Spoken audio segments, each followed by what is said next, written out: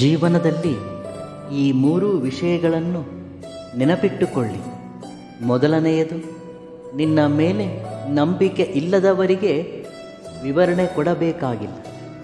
ಎರಡನೆಯದು, ನಿನಗೆ ಗೌರವ ಇಲ್ಲದ ಕಡೆ ಹೆಚ್ಚು ಸಮಯ ಇರಬೇಡ.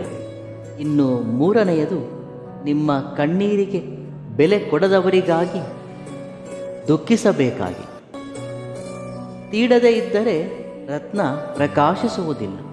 ಹಾಗೆ ಕಷ್ಟಗಳಿಗೆ ತಡೆದುಕೊಳ್ಳದ ವ್ಯಕ್ತಿ ಎಂದಿಗೂ ಪರಿಪೂರ್ಣತೆ ಸಾಧಿಸುವುದಿಲ್ಲ.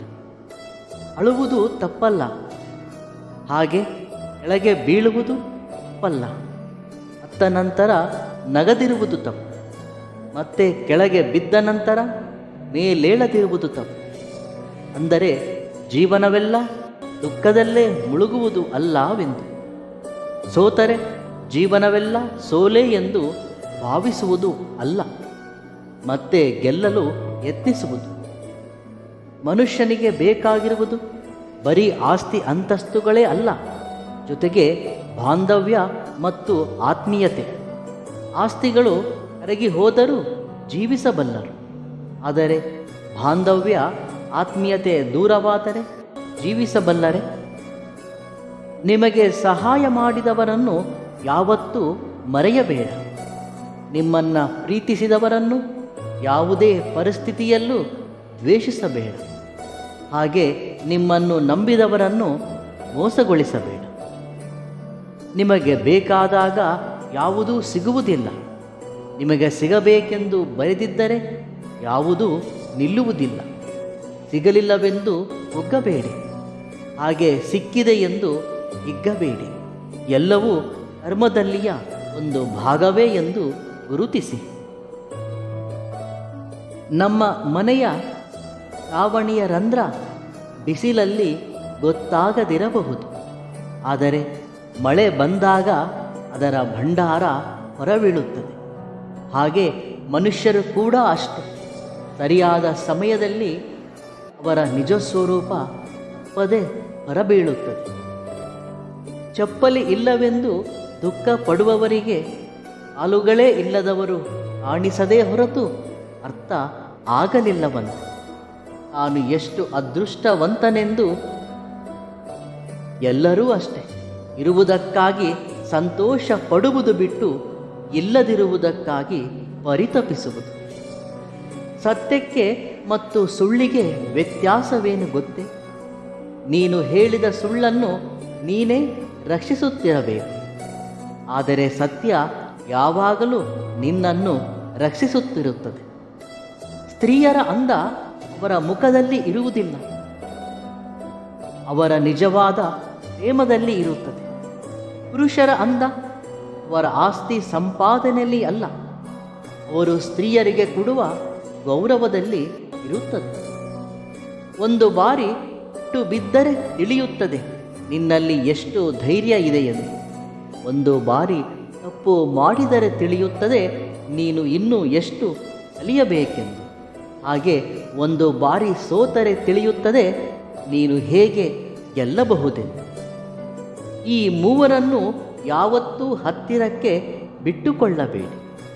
ನಮಗೆ ಬೆಲೆ ಕೊಡದವರನ್ನು, ನಮ್ಮ ಬಗ್ಗೆ ಅಸೂಯೆ ಪಡುವವರನ್ನು, ಹಾಗೆ ನಮ್ಮ ಬಗ್ಗೆ ಇತರರ ಹತ್ತಿರ ಕೆಟ್ಟದಾಗಿ ಹೇಳುವವರನ್ನು. ನಮ್ಮ ವ್ಯಕ್ತಿತ್ವದ ಬಗ್ಗೆ ಒಬ್ಬರು ಬೆರಳೆತ್ತಿ ತೋರಿಸುವವರು ಎಂದರೆ ಅವರಿಗೆ ಇಷ್ಟವಾದ ಹಾಗೆ ನಾವು ಇರುತ್ತಿಲ್ಲವೆಂದು. ಹಾಗೆಂದು ನಮ್ಮ ವ್ಯಕ್ತಿತ್ವ ಕೆಟ್ಟದೆಂದು ಅಲ್ಲ. ಹಾಗೆ ಬೆರಳೆತ್ತಿ ತೋರಿಸಿದವರು ಶ್ರೇಷ್ಠರೆಂದೂ ಅಲ್ಲ. ಪತಿ ಪತ್ನಿಯ ಸಂಬಂಧ ಕಣ್ಣಿಗೆ ಕೈಗೆ ಇರುವಂಥ ಸಂಬಂಧದ ಹಾಗೆ ಇರಬೇಕು. ಕೈಗೆ ಗಾಯವಾದರೆ ಕಣ್ಣೀರು ಬರುತ್ತದೆ, ಕಣ್ಣೀರು ಬಂದರೆ ಕೈ ಒರೆಸುತ್ತದೆ.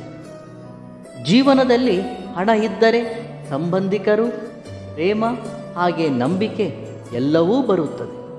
ಅದೇ ಹಣ ಇಲ್ಲದಿದ್ದರೆ ನಮ್ಮವರು ಸಹ ಅನ್ಯರು ಆಗುತ್ತಾರೆ. ಹಣ ಇದ್ದರೆ ಅನ್ಯರು ಸಹ ನಮ್ಮವರು ಆಗುತ್ತಾರೆ. ನಿನ್ನ ಮೊದಲ ಯಶಸ್ಸು ಯಾವುದು ಗೊತ್ತೇ? ನಿನ್ನನ್ನು ನೀನು ಪ್ರೀತಿಸುವುದು. ನಿನ್ನನ್ನು ನೀನು ಗೌರವಿಸುವುದು, ನಿನ್ನನ್ನು ನೀನು ನಂಬುವುದು.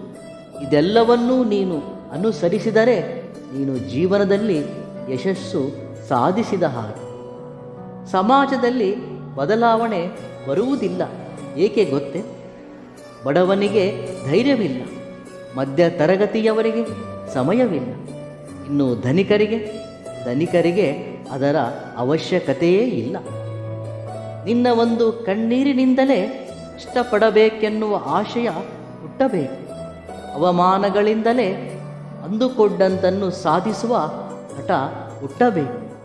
ಯಾರಾದರೆ ನಿನ್ನ ಅವಹೇಳನ ಮಾಡಿರುವರೋ ಅವರೇ ನಿನಗಾಗಿ ಕಾಯುವಷ್ಟು ಎತ್ತರದ ಶಿಖರಕ್ಕೆ ಮುಟ್ಟುವ ಮಾರ್ಗ ಹುಟ್ಟಬೇಕು. ಒಂದು ವಸ್ತುವಿನ ಬೆಲೆ ಕೊಂಡುಕೊಳ್ಳುವ ಮುನ್ನ ತಿಳಿಯುತ್ತದೆ, ಆದರೆ ಒಬ್ಬ ವ್ಯಕ್ತಿಯ ಬೆಲೆ ಕಳೆದುಕೊಂಡ ನಂತರ ತಿಳಿಯುತ್ತದೆ. ವಿಚಿತ್ರ ಏನೆಂದರೆ ಈಗಿನ ಸಮಾಜ ವ್ಯಕ್ತಿಗಿಂತಲೂ ವಸ್ತುಗಳಿಗೆ ಹೆಚ್ಚು ಪ್ರಾಮುಖ್ಯ ಕೊಡುವಂತಾಗಿದೆ. ರೂಪವನ್ನು ನೋಡಿ ಮೋಸ ಹೋಗಬೇಡಿ, ಹಾಗೆ ರೂಪಾಯಿಯನ್ನು ನೋಡಿ ಹಿಗ್ಗಬೇಡಿ. ರೂಪವಾಗಲಿ ರೂಪಾಯಿಯಾಗಲಿ ಶಾಶ್ವತವಲ್ಲ. ಮನಸ್ಸಲ್ಲಿನ ಪ್ರೇಮ ಅನುರಾಗಗಳೇ ಶಾಶ್ವತ. 40 ವಯಸ್ಸು ದಾಟಿದ ಮಹಿಳೆಯರಿಗೆ ತನ್ನ ಕುಟುಂಬದ ಆದಾಯ ಹೇಗೆ ವೃದ್ಧಿಸಬಹುದು ಅನ್ನೋ ಆಶಯದಲ್ಲಿ ಇರುತ್ತಾರೆ. ಈ ವಯಸ್ಸಿನ ಮಹಿಳೆಯರು ತನ್ನ ಮಕ್ಕಳ ಜವಾಬ್ದಾರಿಯೊಂದಿಗೆ ತನ್ನ ಪತಿಗೆ ಹೇಗೆ ಸಹಕಾರಿಯಾಗಬಲ್ಲೆ ಅನ್ನುವ ಚಿಂತನೆಯೊಂದಿಗೆ ಮತ್ತು ತನ್ನ ಕುಟುಂಬದೊಂದಿಗೆ ಹೆಚ್ಚು ಸಮಯ ಕಳೆಯಲು ಬಯಸುತ್ತಾಳೆ. ಹಸಿವು ನೀಗಿದ ಬಳಿಕ ಅನ್ನವನ್ನು, ಅವಸರ ತೀರಿದ ಬಳಿಕ ವ್ಯಕ್ತಿಯನ್ನು ಲಘುವಾಗಿ ನೋಡಬೇಡ. ಏಕೆಂದರೆ ಹಸಿವು ಮತ್ತೆ ಆಗುತ್ತದೆ, ಹಾಗೆ ಅವಸರ ಮತ್ತೆ ಬರುತ್ತದೆ. ಒಬ್ಬ ಮನುಷ್ಯನಿಗೆ ಶಕ್ತಿಯನ್ನು ಕೊಟ್ಟು ವೀರನನ್ನಾಗಿ ಮಾಡಬಹುದು, ಪುಸ್ತಕಗಳನ್ನು ಕೊಟ್ಟು ಮೇಧಾವಿಯನ್ನಾಗಿ ಮಾಡಬಹುದು. ಆದರೆ ಉನ್ನತವಾದ ವ್ಯಕ್ತಿತ್ವ ರೂಪಿಸಲು ನನಗೆ ತಾನು ಮನಸ್ಸು ಮಾಡಬೇಕು. ಇದ್ದದ್ದನ್ನು ಇದ್ದ ಹಾಗೆ ಹೇಳುವವರನ್ನು ದೂರ ಮಾಡಿಕೊಳ್ಳಬೇಕು. ಇಲ್ಲದ್ದನ್ನು ಇರುವ ಹಾಗೆ ಹೇಳುವವರನ್ನು ಸುಲಭವಾಗಿ ನಂಬುಬೇಕು. ಆದರೆ ಸತ್ಯ ತಿಳಿಯುವುದರೊಳಗೆ ಪ್ರಾಮಾಣಿಕವಾಗಿ ಅಭಿಮಾನಿಸುವವರನ್ನು ಕಳೆದುಕೊಳ್ಳುವೆನು. ಧೈರ್ಯದಿಂದ ಇರಿ, ಶಾಂತಿಯಿಂದ ಇರಿ, ಸಮಾಧಾನದಿಂದ ಇರಿ. ಖಂಡಿತವಾಗಿಯೂ ಎಲ್ಲವೂ ಒಳ್ಳೆಯದೇ ಆಗುತ್ತದೆ. ಇವೆಲ್ಲವುಗಳಲ್ಲಿ ನಿಮಗಿಷ್ಟವಾದ ಸೂಕ್ತಿಯನ್ನು ಕಾಮೆಂಟ್ ಮುಖಾಂತರ ತಿಳಿಸಿ. ವಿಡಿಯೋ ಇಷ್ಟವಾದಲ್ಲಿ ಸಬ್ಸ್ಕ್ರೈಬ್ ಮಾಡಿ ಮತ್ತು ಲೈಕ್ ಮಾಡಿ. ಧನ್ಯವಾದಗಳು.